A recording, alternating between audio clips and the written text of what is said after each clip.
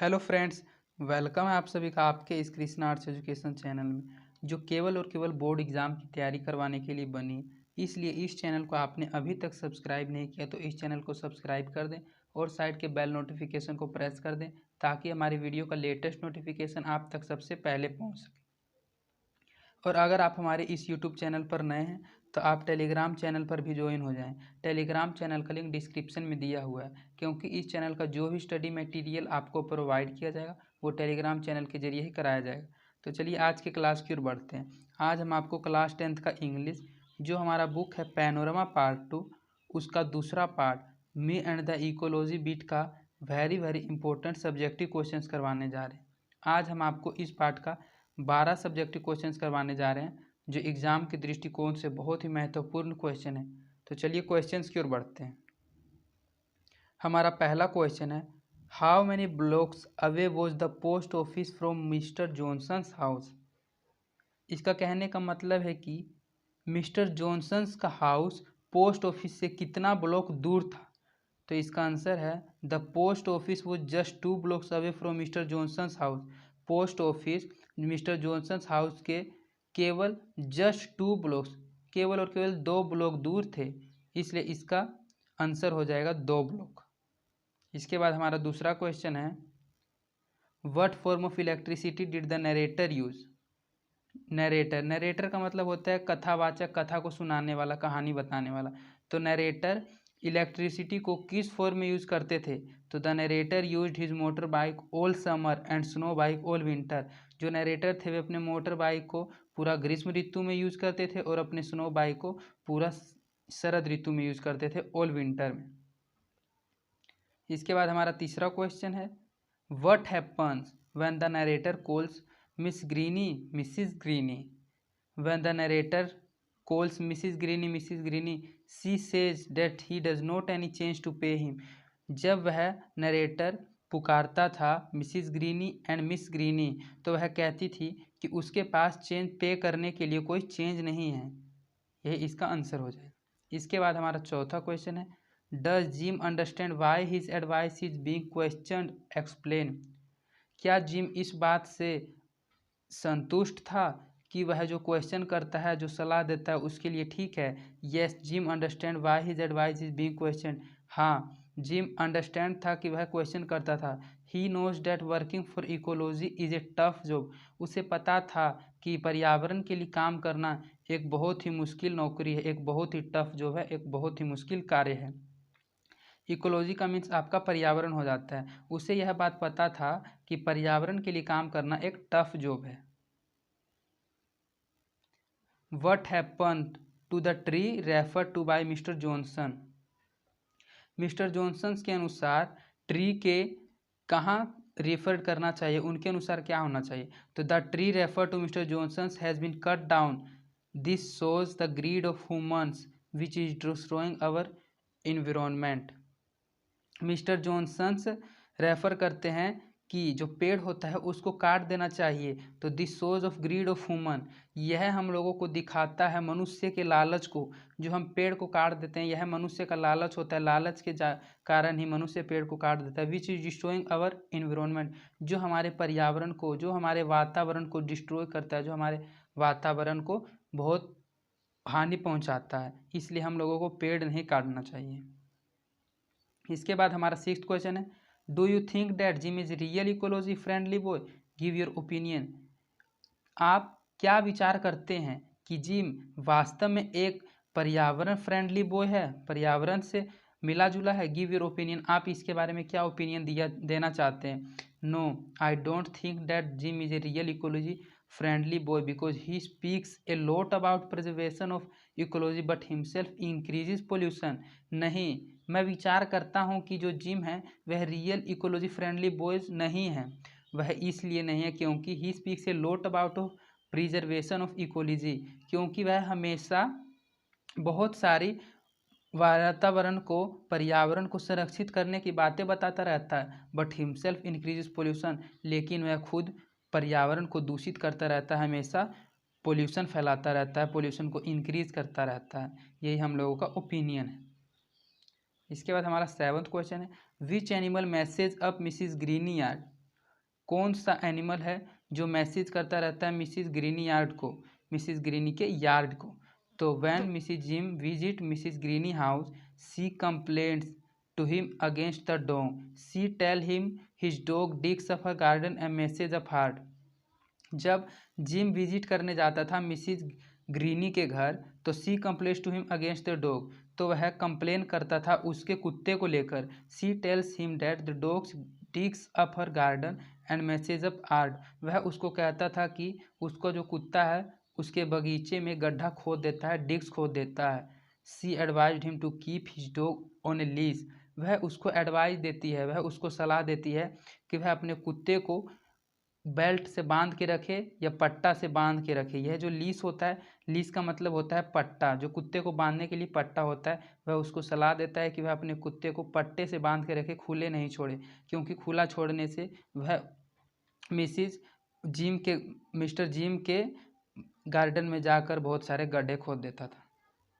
इसके बाद हमारा 8वां क्वेश्चन है, sure it is hard to get people to work for ecology, do you agree with this statement? क्या लोगों के लिए पर्यावरण के लिए काम करना मुश्किल काम है? Do you agree with statement, क्या आप इस स्टेटमेंट से एग्री हैं? I agree with the statements made by Jim in the piece of me and the ecology bit. हाँ, मैं इस पंक्ति से संतुष्ट हूँ, एग्री हूँ, क्योंकि जिम ने इस पार्ट में me and the ecology part में यही बताया है, ecology preservation should be everybody concern, people are in favour of but it nobody wants to do anything about it. जो हमारा पर्यावरण है इसको सभी व्यक्ति प्रिजर्वेशन करने की बात कहते हैं, people are favour it, people इसके बारे में सोचते हैं, but nobody wants to do anything about it, लेकिन कोई भी इसके लिए कुछ करना नहीं चाहता है। So it is hard to get people to work for ecology, इसलिए यह लोगों के लिए, मनुष्य के लिए मुश्किल है पर्यावरण के लिए कोई काम करना। इसलिए हम इस स्टेटमेंट से संतुष्ट हैं, इस स्टेटमेंट से एग्री हैं।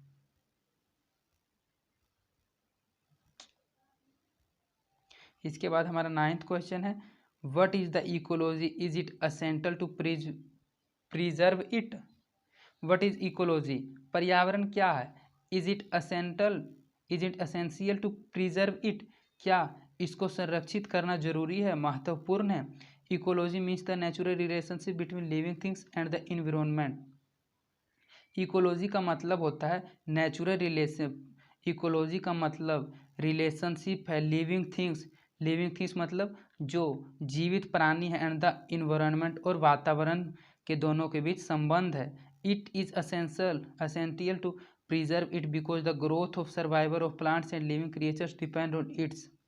इसको संरक्षित करना बहुत ज़रूरी है, क्योंकि जो भी सर्वाइवल प्लांट्स होते हैं, जो भी पेड़ पौधे होते हैं, वे वातावरण के कारण ही, पर्यावरण के अच्छे रहने के कारण ही ग्रोथ करते हैं।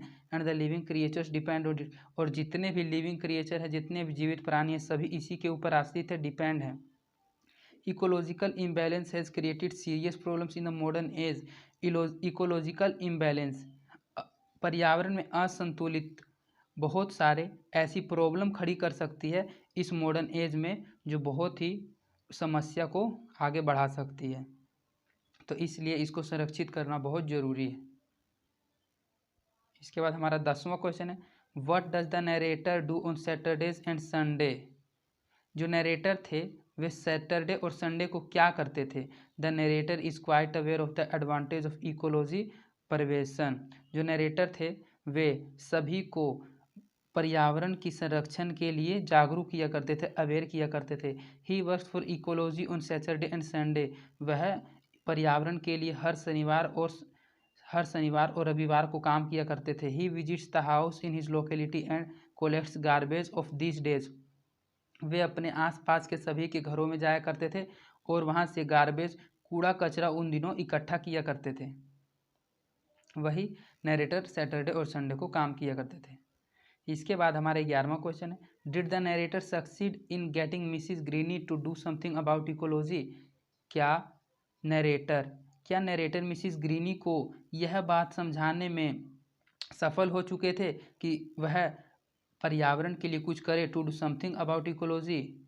इसका आंसर है, Jim try to convince Mrs Greeny that she must not throw the newspaper and the aluminium cans away but she did not listen to him.